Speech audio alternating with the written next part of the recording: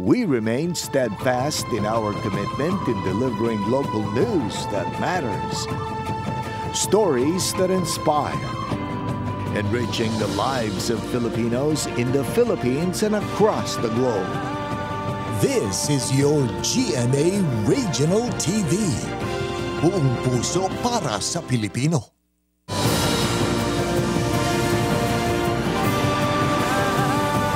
Ini ang GMA Regional TV 1 Western Visayas.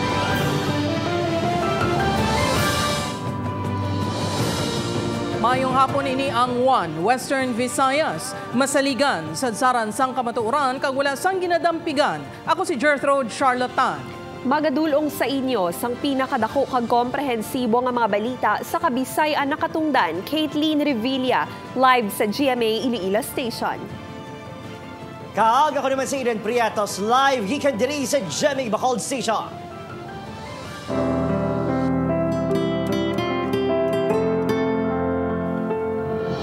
Mga kapuso, pila kahimata sa mga nagtaliwan nagapanghanda na para sa Piyesta Minatay buwas. Ang iban sa ila nagahingagaw pa sa pagpanglimpyo sang pansyon sang ila pinalangga nga nagtaliwan. Samtang mga manubaligya naman, eksperyensya na ang pagdagsa sa mga nagabakal sang bulak kag patiman kandila. Yaring balita ang inutukan ni Kim Salinas live gikan sa Iloilo City Public Cemetery. Kim, anong latest?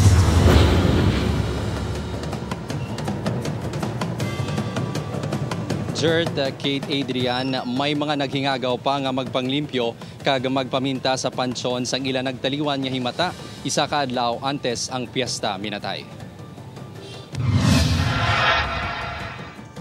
Buwas Nobyembre 1, pagadumdumon ang Piyesta Minatay kung sariin, kinaandan sa mga himata ang pagbisita sa ila nagtaliwan nga pinalangga sa kabuhi, paagi sa pagsindi sang kandila, paghalad sang bulak kag pangamuyo. Bilang pagpanghanda, pila ka mga himata ang nagahingagaw pa sa paglimpyo kag pagpinta sang pansyon. Sa Molo Public Cemetery, makitaan nga ginapanami isang sininga pamilya ang pansyon sang ila pinalangga sa kabuhi. Ini ang ila pamaagi agud mapakita man ang ila paghigugma kag pagdumdum. Humalin nga napatay ang ila pinalangga sang Setyembre 27, adlaw-adlaw na sila nga nagabisita sa patio. Para magnatawhay ang ilang sa isa ka tuig ka isa man lang nila makuanan din. Subong recently lang napatay ang ako na husband. No, ka-press pa bala. Apisar malayo pa ang ginhalinan, nagpadulong gid si Harry sa Molo Public Cemetery sa pagbisita kag pagpintaman sang pansyon sang iya tiya. Nagsindi man ini sang kandila. Pagtapos mo sindi, mapauli na kami sa niway. Ilimpyuhan na namon nanay, pinturahan. Sa Leganes Public Cemetery naman, upod ang iya pamilya, ginlimpyuhan sang 76 anyos nga babae ang pansyon sang nagtaliwan niya nga bana. Oo, malimpyuhan siya di Ari ang ngalan niya. Natural. Kay bana ko gid siya, tatay ko, nanay ko, manghod ko, utod ko pa, pakaisa ko. Nagkatugid kami diri sa amon nga pansyon. Nagadamo naman ang nagabakal sang kandila kag bulak suno sa pila ka manugbaligya humalin pa kahapon. Duto nga naman, 50% naman. Sa karon yara sa 10 pesos tubtob 20 pesos ang presyo sang kada bilog sa kandila. Yara naman sa 150 pesos tubtob 200 pesos ang presyo sang simpleng arrangement sang bulak.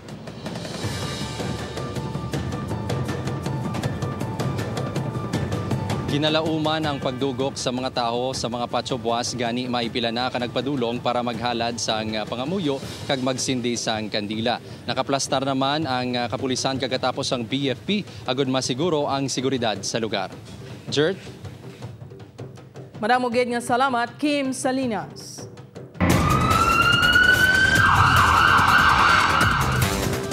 Sa iban pa nga balita, sa lakyan sang re-elected punong barangay sang Paho, Lambunaw, ginpaarakan sang tiro sang ginapahayag kontra sini sa eleksyon. Si Zen Kilantang nakatutok. 7 kaigo sang bala ang makitaan sa salakyan ni Paho, Lambunaw re-elected punong barangay Renato Libuna. Suno kay Libuna, papauli na ini kagabi upod ang iya asawa kag 3 ka poll watchers matapos nagdulong sang iya mga taga-suporta sang hinali ilang agin paarakan sang tiro ang ila salakyan. Dito na naglupok ang armas lupang. Kung ang pagkabati kong naglupok, ma'am, nagtinggit ako sa asawa ko nga hapa kay sa pansit kumisis ko sakay.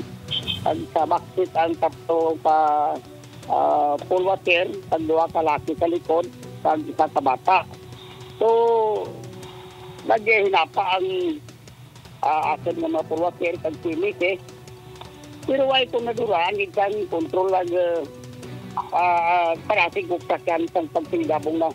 Wala sang may napilasan sa nasambit nga pagpaniro. Ginpahayag ni Libuna nga nakita sini ang kasumpong sa politika nga si Joscoro Lozada nga amo ang nagtiro sang salakyan. Kumamikita ko mami. Nakabalikin ko kay matanag ang sustenus ang street light. So kita ko sa skilin. Sunod sa kapulisan, nagapabilin nga at large si Lozada. Ginatingwaan pa sang GMA Regional TV nga makuha ang bahin sini. So far, nasundan natin sini ma'am siguro sa politiko sa political rivalry.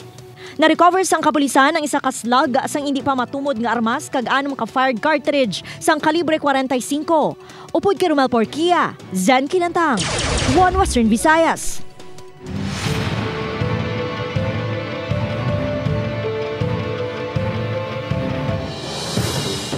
Comelec Bacolod City makapuso na kabaton sang pila ka reports sang vote buying kag proklamasyon sa mga kandidato nga nagtay o kun patas ang boto ginahold pa. Yaring balita nga atong gintutugan.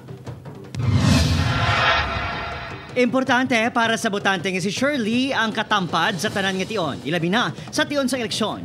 Gani, naga-monitor ini sa palibot diri sa Barangay Mandalagan. Pananglitan nga may mangduhol sang kwarta. Sunod sa Comelec Bacolod City, may pila ka reports kag reklamo sa vote buying nga ginpalabot sila talatapan pero aminado sila nga kulang sa ebidensya. Sa masami kuno nagaisaw lang tagreklamo rason niya hindi madayon ang pagpasaka sang kaso. Sila mismo ma-file balasang complaint kasi kung kami lang hindi man kami personally wala kami personal knowledge na nagkakalatabo so paano kami maka-file sang complaints na kag wala man kami makuha na ebidensya. Samtang natrasar ang manual counting sa isa cluster precinct sa Education Training Center School 2 kung sa diin nagboto mga taga-barangay 34. Ini tungkol wala nagsantong numero sa mga botante sa numero sang official ballot sa ginhulog. Sa ulihi, natukiban nga may isa ka botante nga nagdala sang balota pa uli. We do not know if that is intentionally done or basi nalipat man siya pero tani kung diyang ginauyatan niya to siya realize ay dapat ibalik ko ni. Sunod sa Comelec, posible kasuhan ang mga botante. Nagsulod ka da para magbutar ka. Ano abi madala mo papuli. Ginpanugin na naman sang DepEd ang mga manunudlo nga angan-anganon ang pag-abot sa honorarium sa eleksyon. Let's just be thankful na because this is kumbaga, although it's an additional task, pero we are also compensated for this. So, let's just be patient lang. Samtang, sa 61 ka barangay sa syudad, 17 ang naka-record sang ties. 15 ang nagtay sa barangay Kagawad, kag duha sa pagka-SK Kagawad. Bangon sini, ginpaiway anay proklamasyon kag posible sa dason pa nga simana hiwaton. Madamo naman sang gilayon niya nag-concede ilabi na sa mga magagmay nga barangays. Bangod sini, temprano pa ang selebrasyon. May mensahe naman ang alkalde sa mga nalutos, subong nga piniliay. That's life. Amo gina. So may gadaog, may gapirde, and that's how our electoral system is. So we move forward, we move on. Opo, Kirill Casillo, Adrian Priatos, One Western Visayas. Eleksyon sa Western Visayas generally peaceful suno sa Police Regional Office 6 kag Comelec sa piyak sa na-record nga 6 ka mga nagluntad nga insidente. Ini ang gitutukan ni Kim Salinas. Sa pihak sang pila ka mga na-record nga mga insidente sa adlaw sang piniliay, ginakabig sang Police Regional Office 6 kag Comelec 6 nga generally peaceful ang eleksyon sa rehiyon. 6 ka mga insidente ang na-record sa adlaw sang eleksyon. 3 ang ginreport sa Negros Occidental nga ginalakipan sang rape, acts of lasciviousness kag vote buying. Well, very very peaceful as I speak right now. Talagang makikita mo sa ibang provinces, sa ibang regions ay merong mga namatay like sa Barm, 5 ang patay at 11 ang sugatan. So if we compare other regions to us, relatively peaceful talaga dito. Ginakalipay ko gid nga nangimatawhay nang naging kasulay ang aton pagkandak sa aton election all throughout the 6 provinces of Region 6 kaga ini ginapasalamatan ko gid ang aton tanan nga mga stakeholders. May nagluntad man nga shooting incident sa Banwa sang Kalinog kang Labbunaw. Na-record man ang unjust vexation sa probinsya sang Capiz. Padayon ang mga ini nga gina-validate sang kapulisan agud ma-verify kung makabig nga election-related incidents. May mga parameters kaming sinusunod, may mga categories And ibabalidate namin yun kasi, for example, hihingan namin ng affidavit yung mga witnesses, yung complainant kung meron man. So pag-aaralan yon kung it will fall as a election-related incident. Samtang naglabot na sa 117 ka-individual ang naaresto sa paglapas ng Comelec gun ban. 27 naman ang naglapas ng liquor ban. Apisar nga natapos ng eleksyon, padayon nga naka-full alert status ang kapulisan ilabi na sa long weekend. Upod kay Cirilo Rintuque, Kim Salinas. 1 Western Visayas. Dasig hingagaw, mga biyahero nga mahingagaw papauli para sa piyesta minatay makapuso matamat na nga naggadamo sa puerto sa Bacolod City. Sa dugang update makaupod naton sa Ini Pedreso Live ikan sa Bradco Port. Lynn, anong latest da? Adrian, naka-heightened alert na ang Philippine Coast Guard sa ginalauman nga pagdagsa sa mga pasahero buwas nga adlaw.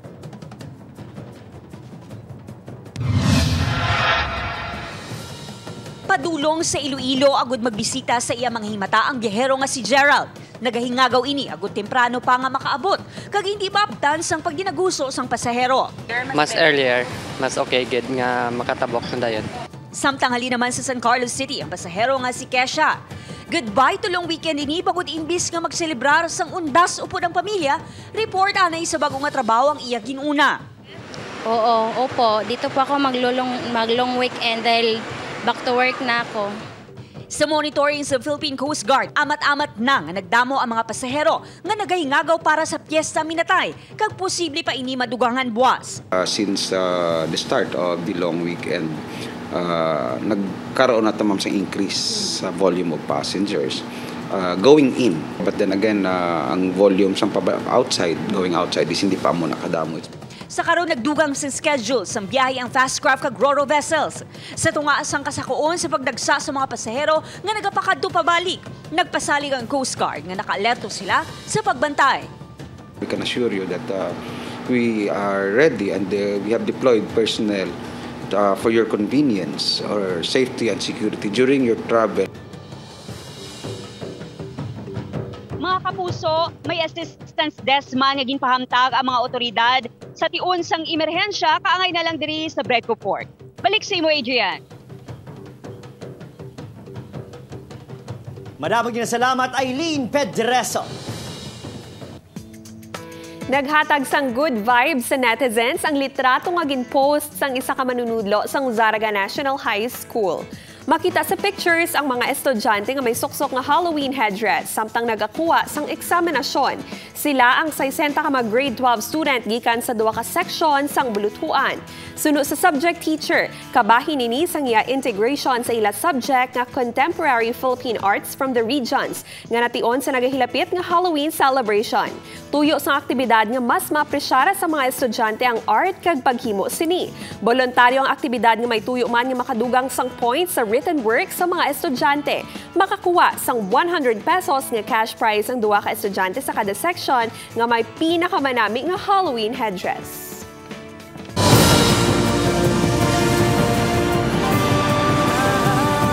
Ini ang GMA Regional TV 1 Western Visayas. Kapuso, sa diin kasubo nga long weekend. Sa isla sang Boracay, madamo na nga mga turista ang nagpadulong kag ginalauman nga magdoble pa ini umpis sa buwas. Sa latest nga update makaupod naton si John Sala live sa isla sang Boracay. John?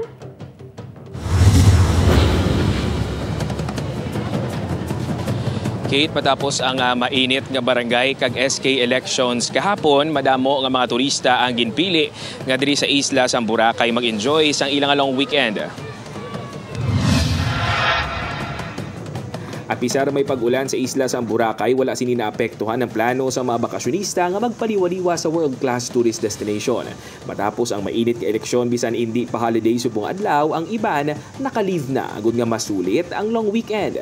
Kaangay na lang sang taga-Antique nga si Ivy. Tradisyon na kuno sang iya mga abyan kag pamilya nga magpiesta minatay sa Boracay. Unlike kasi sa city na maraming magagawa, dito sa Antique and other provinces, hindi masyado. Unlike Boracay na maraming activities, maraming places to eat. at and maraming magagandang pwedeng gawin talaga. Ang taga Cebu naman nga si Angel bangod stress kuno sa trabaho. #deserve kuno sini nga magpaburakay. It's to take advantage of the long weekend kasi like it's so tiring like working all the time basta weekdays. So now na undas, so that's right, undas. You know, like I think it's just good for also for our mental health. Sa datos ang Malay LGU yara sa 5,000 tubtob 6,000 ang average daily tourist arrival sa isla sa Boracay kag ginalauman nga magadoble pa ini umpisa buwas tubtob sa weekend. Gani ang mga personnel sa Katiklan Jetty Port nagapanghanda na sa ginalauman nga pagdagsa pagid sa mga turista. Yung November 1, so medyo hati pa po yung mga guest ngayon, but with the records nag-increase talaga compared yesterday po after the election. Abiso sa port management nga ihanda na ang mga requirements sa pagtabok pa lang sa isla sa Boracay agud hindi mahuol sa biyahe. If possible, i-ready na natin yung mga requirements. We have only 2 requirements, yung ID at saka hotel bookings lang po. Ginalauman man nga mangin masadyang nightlife sa isla sa Boracay sa pagdagsa sa mga tawo. Suno sa pila ka mga establishmento. Niyara sila sa mga Halloween party umpisa karon sa gabi. Samtang nagpasalig man ang Malay Police nga nakahanda ang kapulisan agud nga masiguro nga malinong kag matawhay ang bakasyon sa mga turista.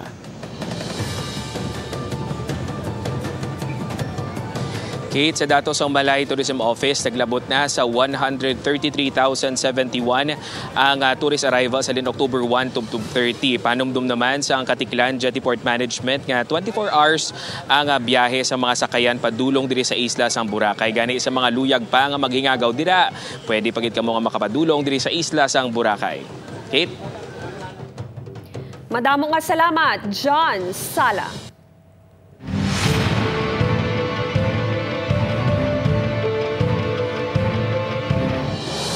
Pagproklamar sang nagdaog nga punong barangay sa Barangay Kahigon, Kalinog nangin matawhay. Apisar sang natabo nga rambol kag pagpaniro sa adlaw sang eleksyon. Si Jen Kilantang nakatutok. Duha ka persona ang nakaangkon sang bukol kag bagras matapos ang nagluntad nga rambol sa guwa sang polling precinct sa Barangay Kahigon, Kalinog kahapon. Ini matapos nag-inaway ang mga ginapahayag supporters sa mga nagapapiling nga punong barangay sa agaway sa pag-assist sang botante. Naigo sa paa si Eduardo Leisa sa pagpangtiro pagkatapos nga nagluntad ang rambol. Padayon nga ginapangita ang ginatudlo suspect nga si Larry Catolin. Sunod sa isa sa mga botante nga si Queenie, nag-ugat ang hindi pag-intindihanay sang nag-agaway ang supporters nanday Hilda Bataten kag Jinky Caras Lumugdang. Ginlampusan sang supporter sang partido Caras si Ariel alias Bordigol Catolin. So dito na natabo ang komosyon nga nag-komosyon na sila nga mga supporters. Ginpahayag naman sang utod ni Lumugdang nga si Joey Caras nga luyag lang sini nga tuytuyan ang iya tiyo nga si Edwin Caras sa pagboto ilabi na nga naghatag na inisang suporta sa iya manghod. Agbayan ko ang tiyo ko nga maboto na. Pinagaw nila nga hindi naman nila pamilya tong tiyo ko. Amo to nga natabo nga sling nila. Way kumadlok sa imo gintiklod nila ko. Amo to nga naakig ya mga pakaisa ko tanan ko nga pamilya. Suno sa mga supporter, hindi man lipod nga halos magparyentehanay ang mga ini kag may kaugalingon nga ginasuportahan nga kandidato. Apang nagbilin sang malaing nga eksperyensya ang eleksyon sa ila.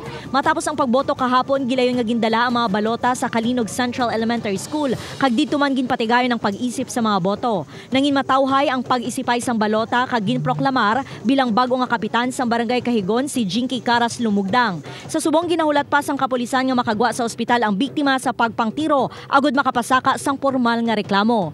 Upod kay Cirilo Randuque, Zen Kilantang, One Western Visayas. Tapos sa alkalde naman sa Bacolod City, gin-anunsyar nga kakson bilang bitaw head si Major Junji Liba. Yaring balita ang aton gitutukan. Pagkatapos ng isang closed-door meeting, kaupod ang tagpamuno sa Bacolod City Police. Ginanunsyar ni Mayor Albi Benitez nga natala na ini magpagwas ng executive order sa pagpakakas kay Major Junji Liba bilang tagpamuno sang bitaw o Bacolod Traffic Authority Office. Maluwas investigasyon yung induso ni Councilor Al Victor Espino sa konseho. Ang desisyon ni Benitez ang naangkla sa pila ka mga reklamo gikan mismo sa publiko nga may nagaluntad nga korupsyon sa bitaw. May isa mga cancellation of ticket nga hindi warranted, nga gin-cancel nila nga wala reason. Ang mga truck ban nga ginapasulod for whatever reason, and etc. So officially na nanabato namon, and we cannot close a blind eyes ini. Ginapanugyan na naman ni Benitez ang BCPO nga tutugan ang kaso agod. Mapinahan ini kung mapamatudan nga may kabaltahan. He has to defend himself sa court. I'm not sure. I will have to pamatian ta ang statements ng counsel kung ano ang ilang preference. Wala pa ginsambit ni Benitez kung sino ang mabulos kay Liba. Natala na naman ang BCPO nga magsumiter sa report sa alkalde. Samtang ginatugyan na ni Benitez sa Bacolod City Council ang mangin pinabatok kay Councilor Espino kung mapamatudan nga nang gabo ini sa talatapan sa bitaw kag kung may taklos ginman ini nga armas sa tunga sang ginapatuman nga election gun ban. Wala pa sang komento si Liba kag Espino sa desisyon sa alkalde. Upod, Kirill Casillo, Adrian Prietos, One Western Visayas.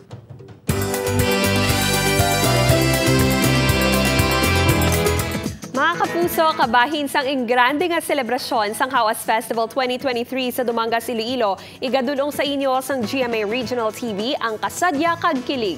Karon na alas 8 sang gabi ang bonding naton upod kay Ashley Ortega, Kim Sontan kag Kyril Ugliman sa Kapuso Fiesta. Kilitay kita sa Coastal Boardwalk sang Banwa. Dali na kita kag makifiesta sa Hawas Festival. Maraming salamat po sa suporta nyo. Sana po patuloy natin suportahan din lahat ng mga artista sa GMA. I'll see you again soon. Ayun po mga kapuso, in-invite ko po kayo na pumunta later tonight 8 p.m. sa Coastal Boardwalk, Dumangas, Iloilo for the fiesta.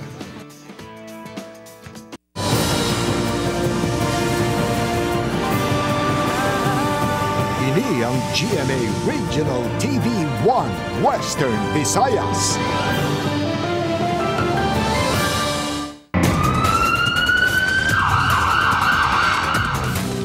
Nakabaton sang reklamo ang National Bureau of Investigation Region 6 gikan sa masobra 300 ka mga investors ang isa ka online shop nga may opisina sa Iloilo City. Sunod sa NBI, ginpahayag sa mga tagreklamo nga na-scam sila sang nasambitan nga online shop matapos lang hinali ini nga nagsira sang nagligad nga semana kag wala na nila nakuha ang ila gin-invest nga kwarta. Ginpahayag nga nagatanyag ang kumpanya sang 70% nga saka sa investment. Pila sa mga tagreklamo ang nag-invest o kung nagbakal sang shares sang kumpanya sang milyon ka pesos. Ginabanta nga naglabot sa 36 million pesos ang gin-invest sa mga tagreklamo. Sa pagpangusisa sang NBI 6 may permit gikan sa Securities and Exchange Commission ng kumpanya apang wala sila sang secondary license. Buot silingon, ginadumilian sila sa pagsolicit sang kwarta sa mga investor. Padayon nga nagatipon sang ebidensya ang NBI 6 na tuhoy sa nasambit nga online shop. Posible pasakaan sang NBI 6 ang kumpanya sang syndicated estafa kag biolasyon sa Securities Regulation Code. Dapat yung ma-secure secondary license from the Securities and Exchange Commission. Kaya ilang sa ilang certificate of registration online shop sila, no? Wala na ginamention nga kabaligya sila or solicit sila investment in the forms of shares sa public. Masobra 600,000 pesos nga balor sang ginaalegar peke nga 1,000 peso bill na recover sang kapulisan sa isa ka pangayaw sa syudad sang Rojas. Si John Sala nakatutok.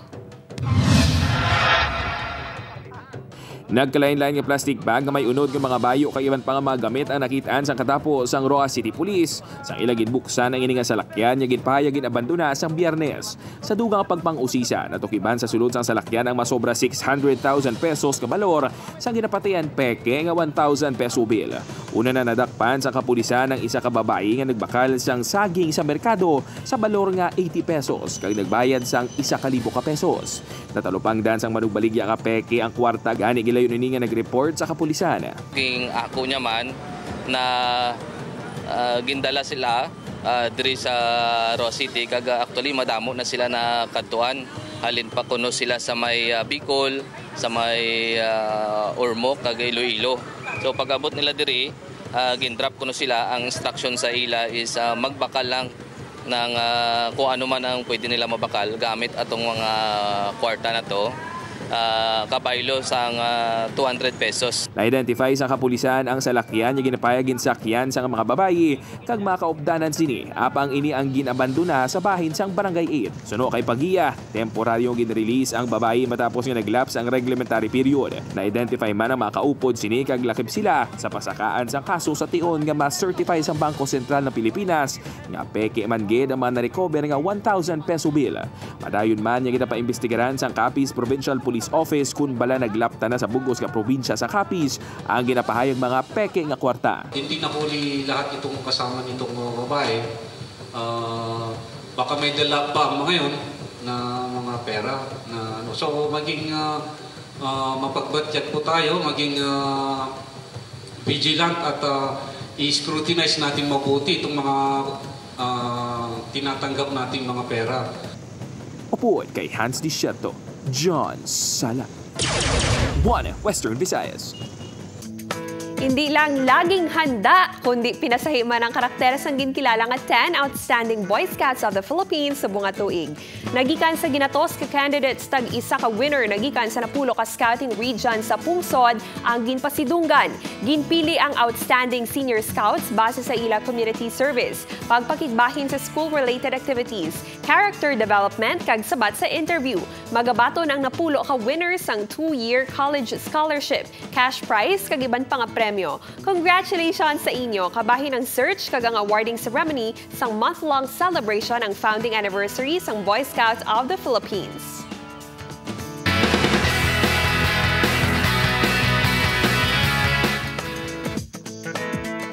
Sekto mga kapuso, matapos ginpakilala na si Bianca Umali bilang Tera, ginpakilala naman namon sa inyo ang bagong henerasyon sang Sangre. Si Faith De Silva as Labarang nagapanag-iya sa Brillantes ang Kalayo. Angel Guardian bilang Dea sa Brillantes ang Hangin. Hagang pinakaunang lalaki nga Sangre nga nagapanag-iya sa Brillantes ang Tubig nga si Adamos Kelvin Miranda. Sa pagkatubang sa mga new generation Sangre sa GMA Integrated News interviews, may pressure kuno pero mas excited sila sa pagdala nila sa ilang mga role. Di po kasi natin sigurado yung di ba? Yung kailan darating sa'yo yung ilaw mo, yung spotlight mo. Parang ang dami munang pagsubok na darating para makita mo siya eh. Kagbalan yun na bala nga si Faith nag-audition naman na isang 2016 para sa Encantadia. Siya yung nagbigay ng inspirasyon sa akin para galingan ko palagi, para ipakita ko sa mga tao na, I'm deserving of this position right now. Subong ko noon ang gasugod na ginapagpanghanda para sa Sangre de Encantadia Chronicles. At taus-puso po kaming nagpapasalamat ngayon pa lang sa suporta na ibibigay ninyo. Iniimbitahan ko po kayo na papasukin niyo po kami sa inyong mga bahay at puso. Avisala Eshma. Samtang yari naman ang mga eksena nga hindi mo dapat mamiss sa maging sino ka man. Ano ba lang koneksyon ni Belinda kay Alex, si Loleng? Mabutang sa ital-ital, mapati bala si Monique sa mga kabutigan ni Gilbert, inakagiban pa nga maaksyon ng mga eksena ang bantayan sa maging sino ka man sa GMA Telebabad pagkatapos ang 24 oras.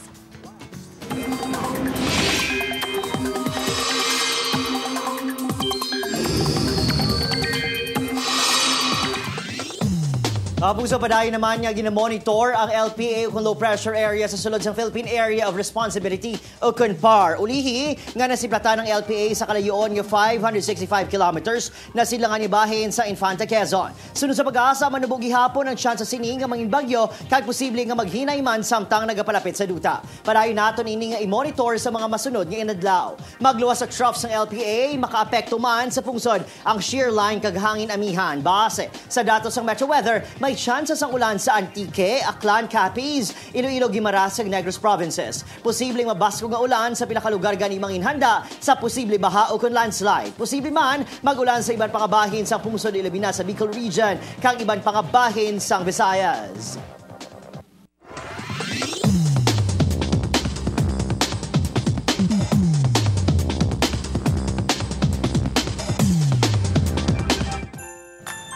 Mga kapuso, 55 days na lang, Pasko na. Sa aton mga kapuso diri sa Western Visayas, sa subong man, sa aton mga kapuso abroad, madamo gini salamat sa pagtutok. Ako naman si Adrian Prietos. Kapuso, mag-isa kita kaghibaloon ng mga balita tungod Local News Matters. Ako si Caitlin Revilla. Kag ako si Gertrude Charlatan, ini ang One Western Visayas. Bugos nga puwersa para sa mas dako nga misyon kag mas masangkad nga pagserbisyo sa pungsod.